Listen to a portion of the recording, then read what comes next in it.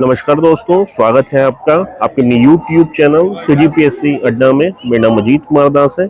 आज आप देख रहे होंगे बिल्कुल ही नए लोकेशन में, यानी कि मैं बिलासपुर के रतनपुर में आया हुआ था। अब जानते हैं यहाँ पे महामाया माँ का मंदिर है, तो महामाया माँ के दर्शन के लिए ही आया हुआ था। क्योंकि देखिए समय समय पर क्या होता है ना, कभी समय परिस्थिति अच्छी नहीं चलती है इंसान की, या फिर मन में कुछ दुविधाएं रहती हैं, या फिर कुछ बातें रहती हैं। तो यदि माँ के एक बार दर्शन कर लो तो कहीं ना कहीं बहुत हल्का भी महसूस होता है और अच्छा भी लगता है। और समय समय पर माँ का दर्शन या फिर माँ के आशीर्वाद लेना भी आवश्यक है, इसके लिए हम आते रहते हैं बीच बीच में रतनपुर में। इसी कड़ी में देखिए, मुझे लगा कि कुछ बहुत इंपॉर्टेंट अपडेट्स भी आए हुए हैं जो कि मुझे आप सभी साथियों के साथ साझा करना चाहिए, तो उससे भी आप लोग समक्ष रख देता हूँ और बिल्कुल ही नए लोकेशन से रख रहा हूँ। दरअसल बता दूं, यहाँ पर जो बहुत इंपॉर्टेंट अपडेट्स है वो 4708 पदों पर शिक्षक भर्ती से भी है।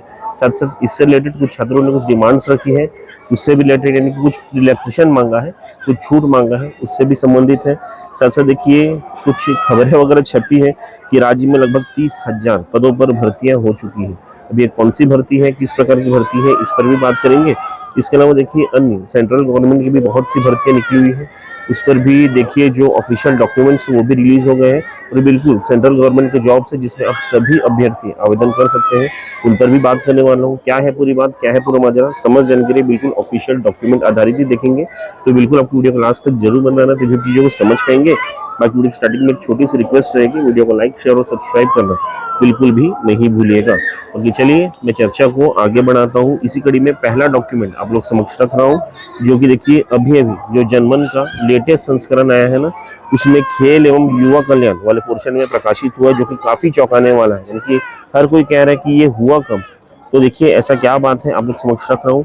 इसमें देखिए सबसे पहले शासकीय भर्तियों में अधिकतम आयु सीमा में 5 साल की छूट की बात हुई है। चलिए, तो नॉर्मल सी बात है, समय समय पर देखिए चीजें रिव्यू होती है और 5 साल में एक बार ये चीज रिव्यू होकर 5 साल का एक्स्ट्रा छूट मिलता ही है कि 35 से 40 वर्ष का छूट जो है वो मिलता है, तो ये नॉर्मल सी बात है। इसके देखिए बताया गया कि मॉडल ITI एवं लाइब्रेरी निर्माण परियोजना है। चलिए ठीक है। ओलंपिक मेडल विजेताओं को करोड़ों रुपए के पुरस्कार, खेलों के लिए प्रोत्साहन, चलिए ये भी बहुत बढ़िया है। लेकिन लास्ट वाला बताया गया है कि राज्य में लगभग 30,000 पदों पर भर्ती। अब ये किस प्रकार की भर्ती की बात हो रही है पता नहीं है। यदि भर्तियां हो गई है ऐसा कहा जा रहा है, तो देखिए शासकीय भर्तियों की बात करूँ तो अब तक जब से गवर्नमेंट आई है, प्रीवियसली भी हम देखें कुछ समय पहले CM साहब ने खुद अपने सोशल मीडिया पोर्टल में कहा था कि लगभग 10,000 भर्तियां हम लोग ले चुके हैं। एक तरफ अब 10,000 भर्तियों की बात करते हैं और यहाँ पे 30,000 भर्ती की बात हो रही है, तो कॉन्ट्रडिक्शन है बातों में। तो ये कितना सही है, ये आप लोग के ऊपर मैं छोड़ता हूँ।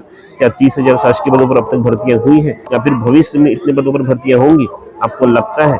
आप लोग अपनी राय कमेंट बॉक्स में जरूर बताइएगा। बाकी जो बात निकल कर आ रही थी चौंकाने वाली बात, वो मैंने आप लोग समक्ष रखा है, क्योंकि जो डेटा हमने निकाला था उसके अनुसार जब से गवर्नमेंट ये बनी है, इस गवर्नमेंट द्वारा जो भर्तियां निकाली गई है गवर्नमेंट सेक्टर की, वो लगभग 3,500 से 4,000 के आसपास है। एक एक ब्यौरा, एक एक डॉक्यूमेंट मैंने आपको शो किया है ना। बाकी पुराने गवर्नमेंट के द्वारा जो भर्तियां निकाली गई थी उनकी नियुक्ति को जोड़े तब जाके कहीं वो 10,000 का आंकड़ा जुड़ता है, क्योंकि उसमें 6,000 भर्तियां लगभग ये जो कांस्टेबल भर्ती है उसका भी है। तो चलिए, चीजें मैंने आपको बताई है, बाकी आप लोग अपनी राय जरूर बताइएगा।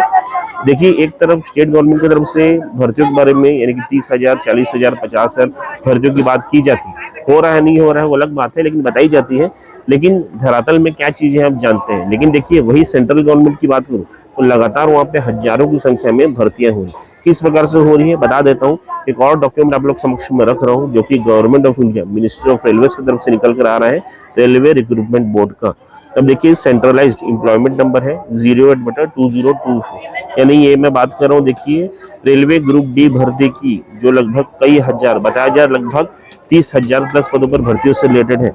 अब देखिए, इसके लिए टेंटेटिव जो डेट है ना एग्जाम होने का, उसको जो है प्रसारित कर दिया गया है, अनाउंस कर दिया गया है। देखिए डेट्स वगैरह क्या है, डॉक्यूमेंट शो कर रहा हूँ। 4 जनवरी 2026 से लेकर 17 मार्च 2026 तक जो है आपका exam date, tentative exam date बताया गया है। पदों की संख्या मैंने आपको बता दी, लगभग 30,000 प्लस, बहुत बढ़िया बम्पर भर्ती है। देखिए, शैक्षणिक योग्यता मिनिमम 10th पास चाहिए, और कुछ कुछ चीजों के लिए ITI में अलग अलग ट्रेड्स में आपका देखिए डिग्री वगैरह होनी चाहिए। जो शुरुआती जानकारी मिल रही है मैंने आपको बता दी है। बाकी डॉक्यूमेंट वगैरह भी इस वीडियो के पश्चात आपको शेयर कर दूंगा, आप लोग चेकआउट कर लीजिएगा। अब चलिए इसके पश्चात जो तीसरा और मोस्ट इंपॉर्टेंट अपडेट है जिसके लिए मेजरली आप इस पर्टिकुलर वीडियो पर आए हैं उस पर मैं बात करता हूं। जी हाँ, ये संबंधित है 4708 पदों पर शिक्षक भर्ती से रिलेटेड। अब देखिए इस पर्टिकुलर भर्ती को लेकर लगातार बहुत सी बातें निकल कर आ रही।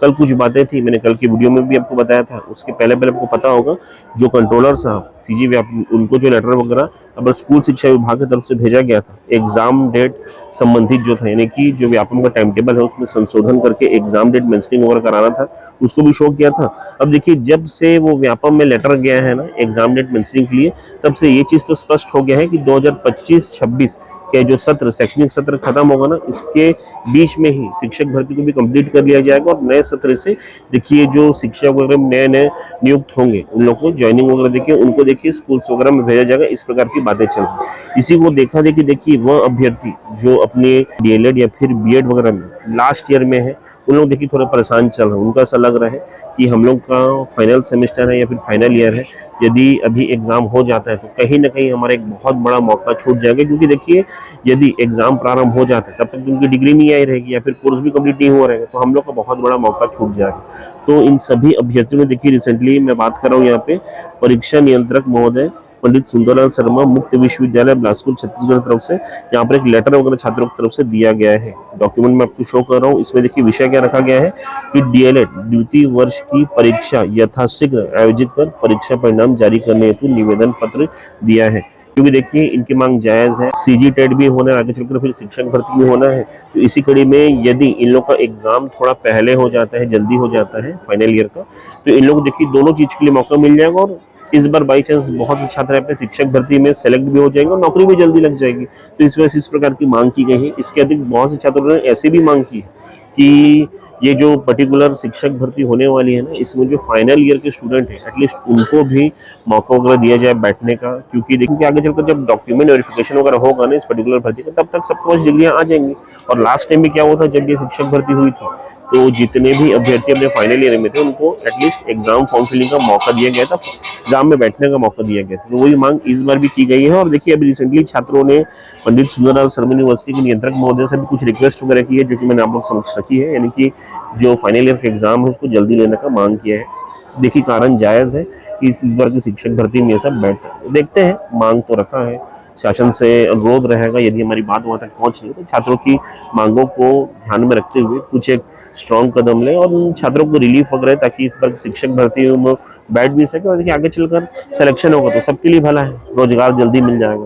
तो चलिए देखते हैं इस पर क्या होता है या फिर शिक्षक भर्ती पर आगामी अपडेट्स वगैरह क्या आते हैं। सभी जानकारी आपको जल्द से जल्द सूचित करेंगे। बाकी इस वीडियो के माध्यम से मुख्यतः यही सब जानकारी अब सभी साथियों के साथ साझा करना चाहता था। आशा करूंगा वीडियो आपको पसंद भी आया होगा। यदि वीडियो आपको पसंद आया है तो वीडियो को लाइक कर दीजिएगा, चैनल को सब्सक्राइब और शेयर करना बिल्कुल भी नहीं भूलें। बहुत बहुत धन्यवाद, थैंक यू सो मच।